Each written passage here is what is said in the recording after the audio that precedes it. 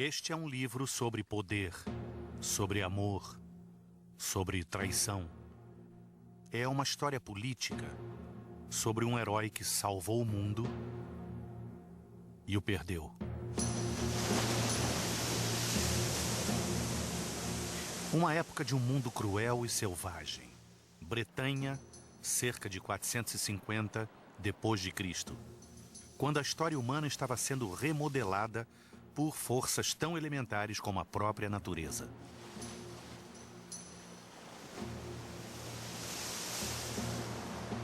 Foi a entrada na Idade das Trevas.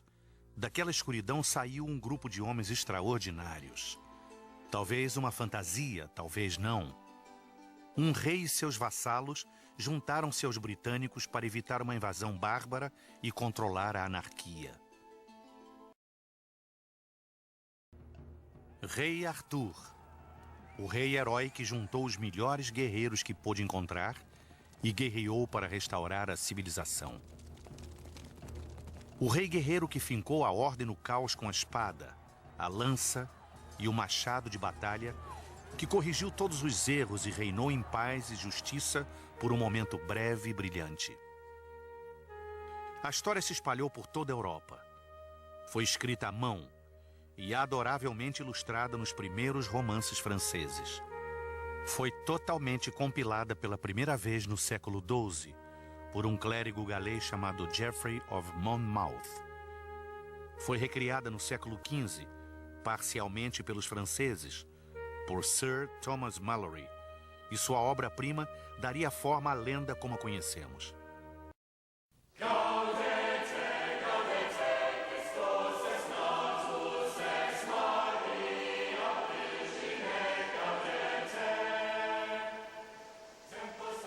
Aqui, na costa de Cornwall, há 2000 anos passados, a civilização chegou aos bretões pelos romanos. Os romanos encontraram um povo tribal, feroz e guerreador, que passava suas crenças e história oralmente e praticava uma religião primitiva que incluía sacrifício humano.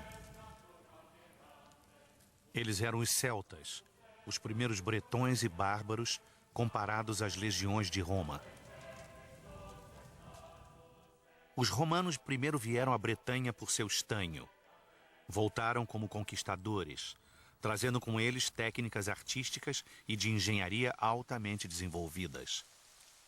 Construíram luxuosos banheiros públicos e outros sistemas com que os celtas jamais podiam sonhar. Construíram cidades, onde hoje se localizam Londres e Winchester. Ainda mais importante que ruas e esgotos, os romanos trouxeram as letras, o aprendizado, a lei e uma nova religião, os fundamentos da civilização ocidental. Eles ficaram por 400 anos e depois se foram. Em seus rastros, deixaram uma lenda que brilharia no corredor dos séculos. A great stone, foursquare, like unto a marble stone, and in the midst thereof was like an anvil of steel, a foot on high, and therein stuck a fair sword, naked by the point. And the letters there were written in gold about the sword, that said in thus, Whoso pulleth out this sword of this stone and anvil is rightwise king born of all England. Hoje, eles ainda contam a história do menino de rebanho que se tornou o homem mais poderoso do mundo, de Merlin, o feiticeiro, que o levou à grandeza, dos cavaleiros da Távola Redonda, os melhores do mundo, e o melhor deles, Sir Lancelot du Lac, de Guinevere, rainha de Arthur, de Tristan a Galahad e outros. As audiências ainda são cativadas pelas lendas desse rei. It was then that Merlin arranged a miracle. As Arthur the youth pulled the enchanted sword from where it was embedded in the stone, and its very authority made him king. Estamos em 1993, no Festival Anual de Prazer Renascentista em São Bernardino, Califórnia. A cada primavera, eles recriam os séculos 16 e 17 aqui. Eles também procuram um tema místico, quando história e lendas estão consistentemente entrelaçados. The sword of power, For a time, Arthur ruled from the splendor of a hilltop city called Camelot. For a brief and shining moment, it was a golden age. Nunca houve uma idade de ouro, por certo, mas deve ter havido um fragmento de história que inspirou esse conto. Um líder militar do século V que recrutou os bretões para combater, embora brevemente, invasões de bárbaros continentais, os saxões e os anglos. Muitos creem ter sido essa a imagem que Arthur se baseou. A procura por ele começa aqui, na abadia de Glastonbury. Glastonbury is a very strange, very ancient place.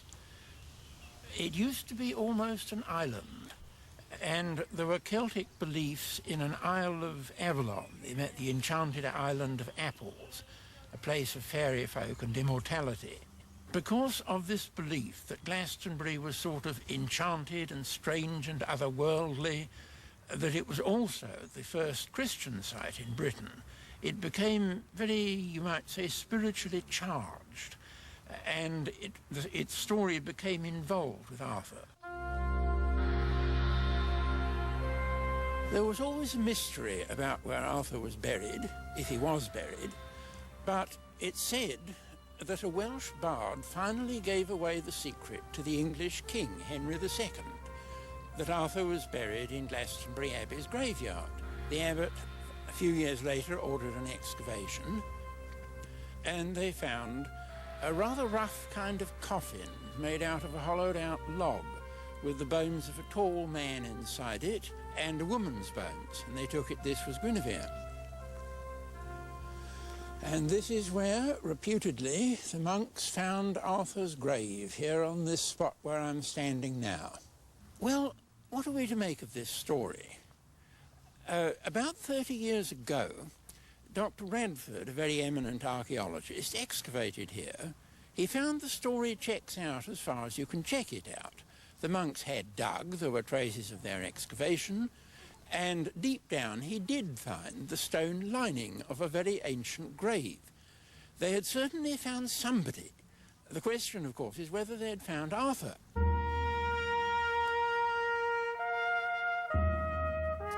No mapa, aqui está Cadbury Hill, mas os locais o chamam de Camelot. Cada rei deve ter seu castelo. Sabemos por certo que este foi uma vez um grande esconderijo de reis, e aqui continuamos a busca por sua contrapartida histórica. There is quite a long-standing tradition about a place called Cadbury. This is an ancient hill fort dating from long before Arthur's time, even before the Romans, where people settled on top of a hill and fortified it with lines of earthwork fortifications and stockades and so forth.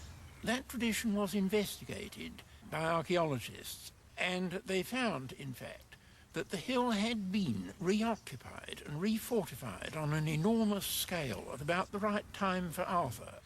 Evidently, some man, some king with great resources of manpower really had lived on that hill at just about the right time.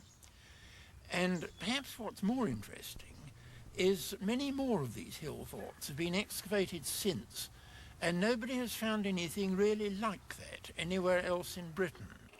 South Cadbury Hill é de propriedade privada há séculos.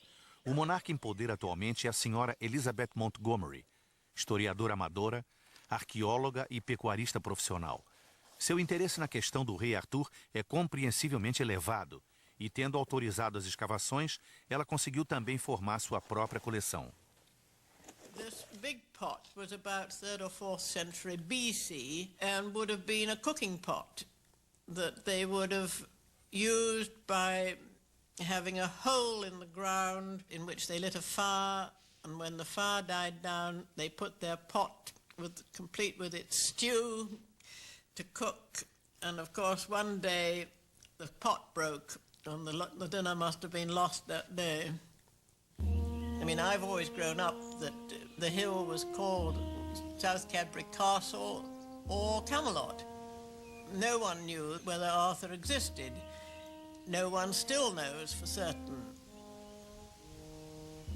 It's very doubtful whether we shall ever be quite sure of this unless there is some sort of new discovery. We know things about Arthur's setting. It would be around the 5th century AD, something like that. But this great fortification with the gatehouse is unparalleled. The director of excavations, Professor Leslie Alcock, would never quite commit himself. He said it was an Arthur-type figure. I think that's quite well put. Uma peça de aço aquecido e martelado em forma torna-se uma espada. Isto às vezes acontece com lendas também. Em certas condições, o mito pode produzir o fato histórico. No século IX, Alfredo o Grande era uma figura tipo Arthur, que salvou a Inglaterra dos dinamarqueses e realçou a imagem do rei-herói.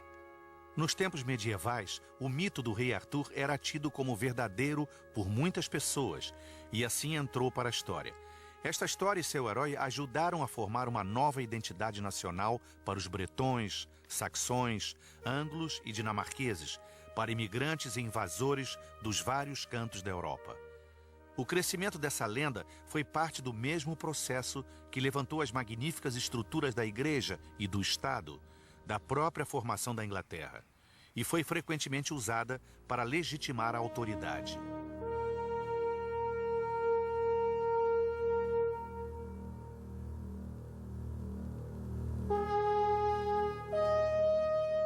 Virtually every period has tried to claim Arthur, or at least kinship to Arthur. The Plantagenets claimed at one point descent from Arthur. The Stuarts did, the Tudors did. There's been at least one effort to trace the present queen back to King Arthur. So whether or not he existed, he seems to be everyone's ancestor, simply to provide greater legitimacy to a long line of rulers at any point.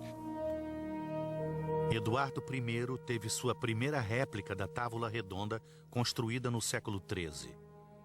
No século XVI, Henrique VIII teve seu retrato pintado no lugar do de Arthur à mesa. Foram 2 esforços para fortalecer a alegação de legitimidade. Legitimidade certamente requer controle, e o controle repousava na lâmina de uma espada. O rei Arthur era, antes de tudo, um guerreiro.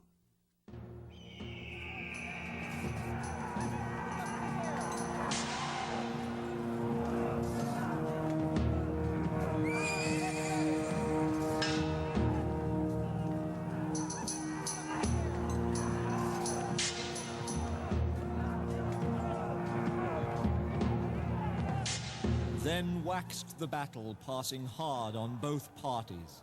But Arthur was glad that his knights were horsed again, and they fought together, that noise and sound rang by the water and the wood.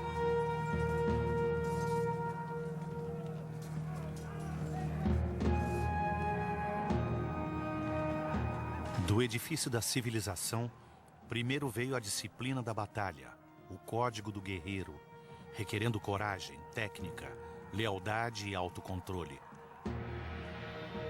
Mas o progresso pedia algo mais. A palavra para isso veio do termo francês para cavaleiro. Era chamado cavalheirismo. Naqueles tempos difíceis, cavalheirismo queria dizer muito mais que maneiras educadas. Then the king established all his knights, and charged them never to do outrageousness nor murder, and always to flee treason. Also by no means to be cruel, but to give mercy unto him that asks his mercy, and always to do ladies, damsels, and gentlewomen succor upon pain of death. Also that no man take no battles in wrongful quarrel for no law, nay for no world's goods. Unto this were all the knights sworn of the Table Round, both old and young. Lancelot, o melhor dos cavaleiros, Galahad, o mais puro, o apaixonado Tristan, o vingativo Gayan, o filho de Arthur, Mordred, o mau, Kay e Vors, o próprio Arthur, todos encaixados na brilhante armadura de um profundo conto moral, foram provavelmente criados por um calhorda preso na Torre de Londres. Thomas Malory foi acusado de tentativa de assassinato, estupro, roubo de gado, pilhagem de igreja e agressão a um abade. Whether he was largely a political prisoner or whether he was also a common criminal, we don't know. but he was imprisoned for at least a year. And all the evidence is this is the Thomas Malory who also wrote one of the great monuments of medieval literature. Não sabemos muito sobre Thomas Malory, mas sabemos que foi um homem da sua época, um tempo como o de Arthur, desarticulado. Esses foram os dias dos barões do roubo e das rondas de cavaleiros errantes. Eles eram chamados freelancers. Em época sem lei, eles tomavam o que queriam e quando queriam. Malory deve ter sido um deles. Mas se assim foi, ele também tinha um outro lado. Esta é uma cópia manuscrita do livro, com mais de 500 anos de idade, encontrada em 1934 no Winchester College. Peter Field é um dos maiores especialistas ingleses sobre o livro e seu autor. The Winchester manuscript is the only surviving medieval manuscript of Sir Thomas Malory's Morte d'Arthur. The image of Malory that we get from the book is very different from the image of Malory that we get from the records of his life. And to Malory as an author, the person that we know when we read the book and see through his eyes and feel with his feelings, we meet a man who is an admirer of the ideals in human behavior, and especially of courage and of loyalty and of endeavor. But a man who does not disguise from himself the fact that the world in which these things are struggled for by some people is a world in which the vicious and the unadmirable is frequently successful. The bad appears in strong forms as well as the good. People nowadays can relate to this, even if they live in worlds that are different beyond belief from the world of Sir Thomas Malory. Desde o princípio, o rei Arthur foi um anacronismo. Colocado num passado distante, geralmente gastou a roupagem e lidou com temas e assuntos importantes no tempo do contador de histórias. Arthur can be almost whatever you want him to be, and I think that it captures people's imagination in a big way. Robert Mackenzie tem seu título de mestrado em literatura medieval, mas ganha vida vendendo armaduras medievais em sua loja de Truckee, Califórnia, perto de Lake Tahoe. Arthur encompasses such a large scope because you have him everything from the 5th century, the historic Arthur, as he probably existed, through the 15th century when Malory was describing him in terms of as if he were a contemporary, and purely the fantasy Middle Ages, like in the movie Excalibur, where there was a Middle Ages that never existed. Well, this suit of armor is typical of the suits that were built in the late 15th century in northern Italy. It's relatively light, about 65 pounds, and very, very flexible, so you can move readily in it. You can see that almost the entire body is covered by a series of articulated plates that move with the wearer, allowing him to grasp his weapon, to wield it well. The knight's feet were protected by special shoes called sabatons. The hand is covered by the piece that we call the gauntlet. The arm covered by a piece we call the vambrace.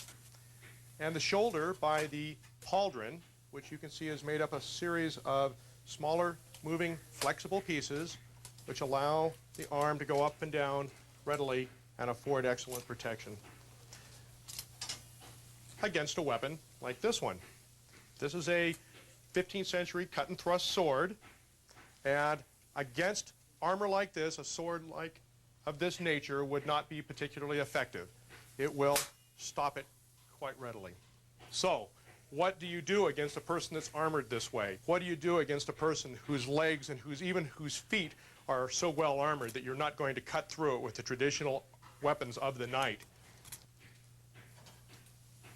Well, this was a good option. This is a mace. It's perhaps not going to even penetrate the armor. These flanges on the mace are quite dull, actually rectangular in cross-section, but will strike with tremendous concussion, tremendous impact, dent a helmet like this readily, and do grievous injury to the person within. A mace like this weighs 3.5 pounds, but all the weight's out on the head, so it will strike with a tremendous degree of force. We've tried it, and I'm sure it works.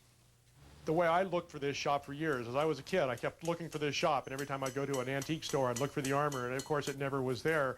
So I had to invent the shop. Here we are.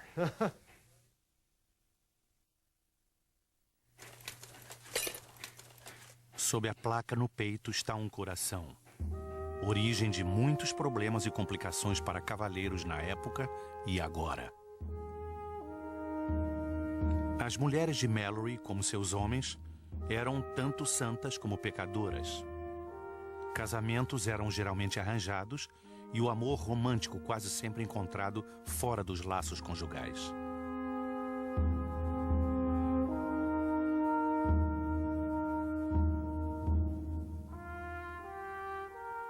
Então a relação entre cavaleiros e mulheres nos deu aquela variação medieval sobre moral, comportamento e amabilidade social conhecida como o amor cortês.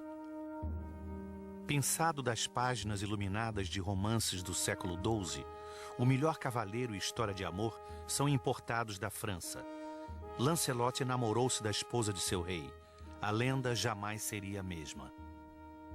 The main story was then taken up by a number of French writers, the most famous of them being Chrétien de Troyes, who wrote a number of romances with a love interest, a much stronger love interest, very chivalric and enormously popular.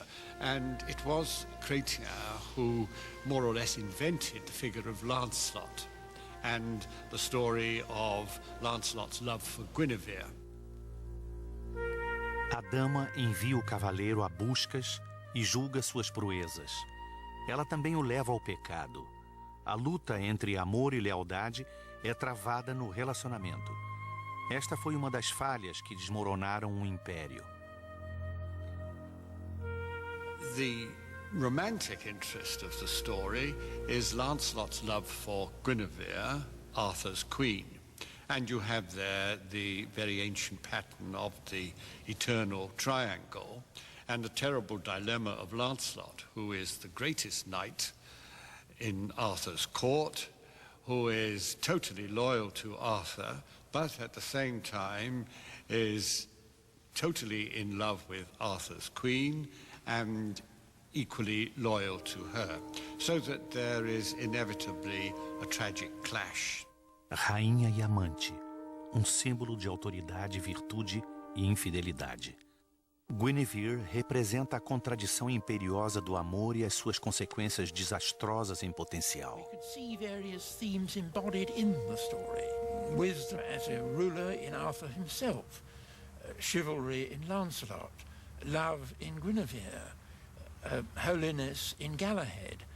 Many of these characters could be seen as embodying something, and perhaps above all, Merlin, the desire for the belief in mystery and magic. Merlin, filho do diabo, como o chamavam, surgiu de sua cova para dar vida a Arthur e levá-lo à grandeza. Ele também deve ter sido baseado num artigo legítimo, uma figura de transição, meio druida, meio cristã. Merlin, ele foi claramente algo mais que simples feiticeiro do diabo. He is, in the sense, a great political figure. He creates Arthur's kingdom. He creates the Round Table originally. And in the end, he is captured by being all too human, that a woman entraps him, learns his secrets, and shuts him up in some kind of mysterious prison. So he is not invincible. He's something like us.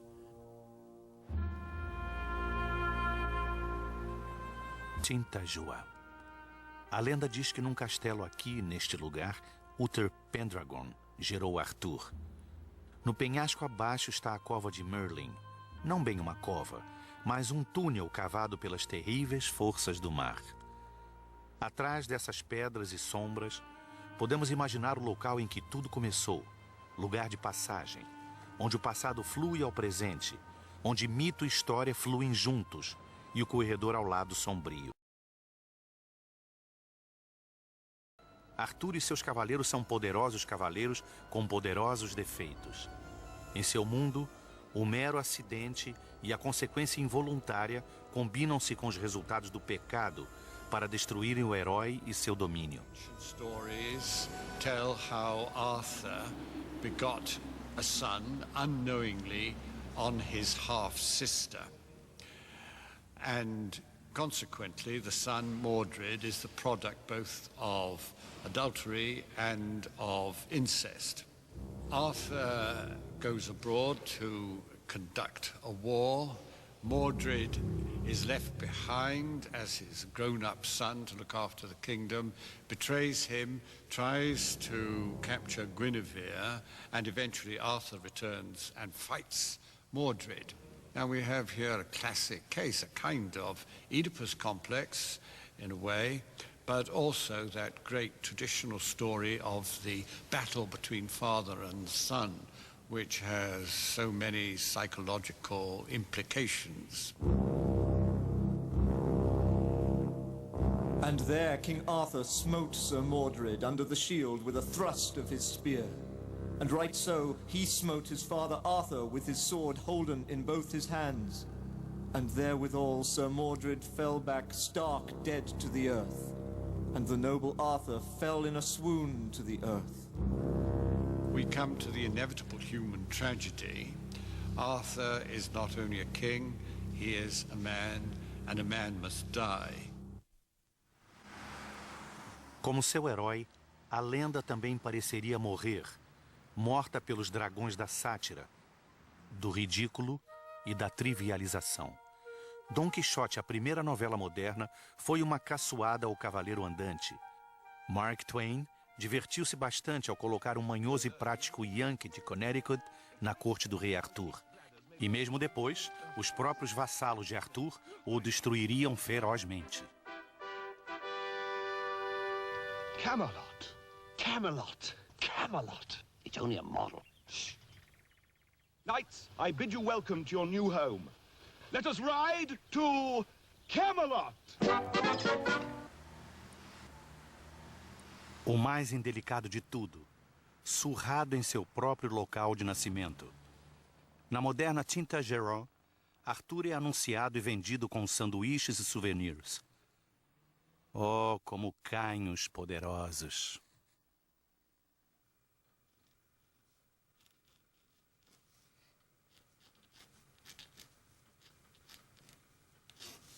People say that we don't have heroes anymore, but I think people would like to have heroes. And if you have to have them in stories, why, so be it. John Cullen Murphy é um Yankee de Connecticut com uma inclinação diferente. Num pequeno estúdio atrás de sua casa em Coles Cobb, Murphy produz uma das mais antigas histórias em quadrinhos atualmente na América, O Príncipe Valente, baseada nas lendas do rei Arthur. I think the saga of Prince Valiant and the legend of King Arthur really appeals to people all over the world. People are in need of heroes today, probably more than have been in a long time. And they also love romance, excitement, chivalry, beautiful women and strong, courageous knights. It appeals, it has a universal appeal. It had an appeal even back in the 1100s in England and in France. We lean on Malory and Tennyson and Geoffrey of Monmouth and people like that, mainly as to the characters. But our plots are human plots. People were the same then as they are today, really. Príncipe Valente chega às bancas todos os domingos de manhã em 350 cidades de 18 países, incluindo o Japão. Permanece firme geração após geração. Uma coisa surpreendente aconteceu no Camelot de Malory. Uma visita miraculosa do cálice sagrado. A taça usada por Cristo na última ceia apareceu brevemente perante os cavaleiros e os deu de beber e desapareceu. Toda a távola redonda prometeu encontrar a taça novamente, vendo nisso um desafio a que não poderiam fugir. A busca pela taça mostrou ser uma tentação da alma. Precipitadamente tomada por muitos, foi um obstáculo letal para muitos cavaleiros de Arthur. Uma aventura tola, talvez, mas também uma reflexão de transcendência, um alcance além de seu controle.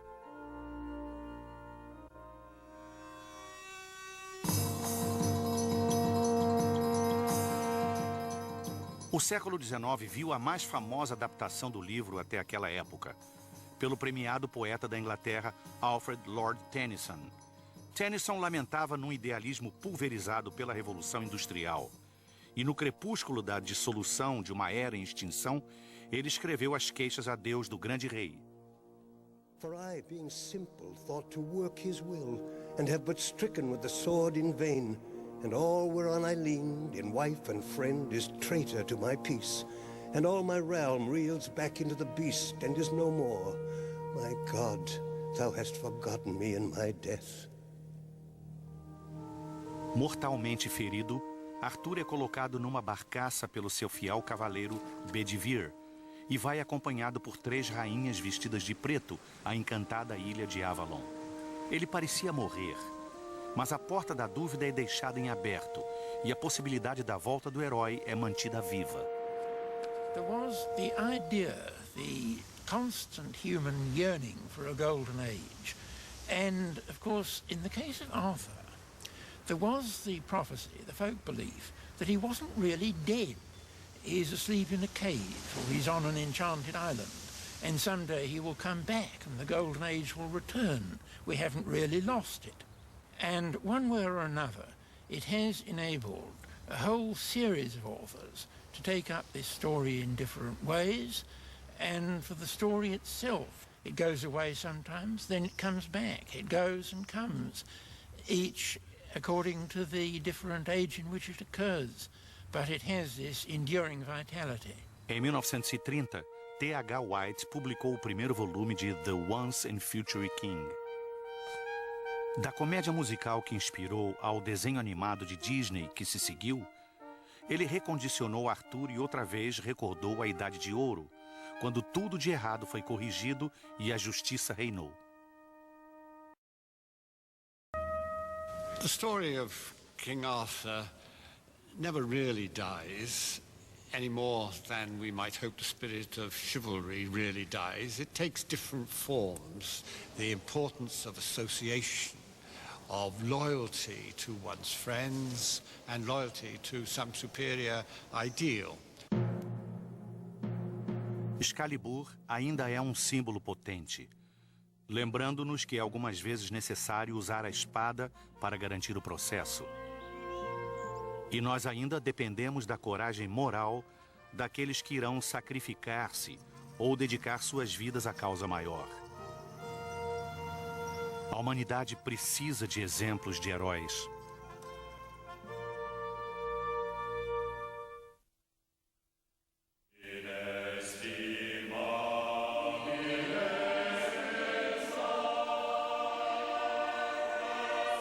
Muitos de nossos ideais estão enraizados em tempos imemoriais, quando começou o processo da civilização. A necessidade de crença, participação e ordem benigna tem existido desde tempos pré-históricos. E desde o começo, nós criamos estruturas para abrigar tais anseios.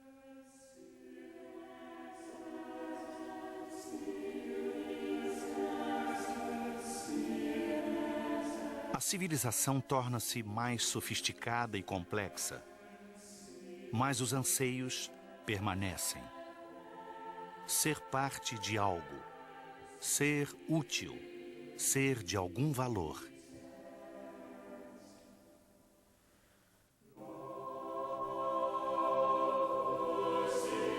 Os cavaleiros da Távola Redonda atestam seus valores na busca do cálice sagrado. Um processo em que o melhor dos cavaleiros falharia e só o mais puro passaria.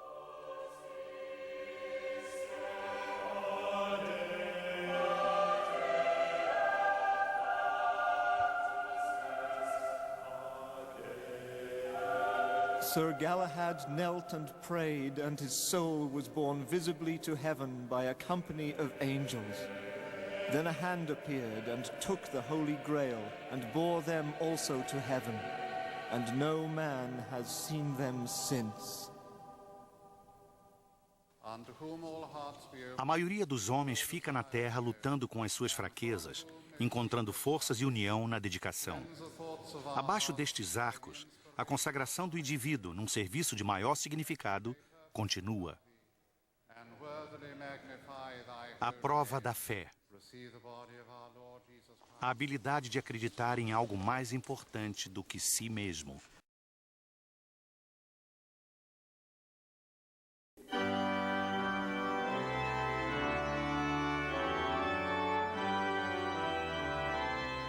Some men say in many parts of England that King Arthur is not dead, and men say that he shall come again, and he shall win the Holy Cross. I will not say that it shall be so, but many men say that there is written upon his tomb this verse, "Here lies Arthur, the once and future king."